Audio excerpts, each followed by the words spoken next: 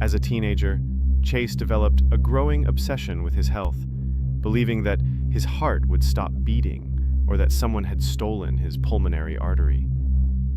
These delusions worsened in his early 20s, when he moved out of his mother's home and began using drugs, particularly LSD and marijuana, which only deepened his psychosis.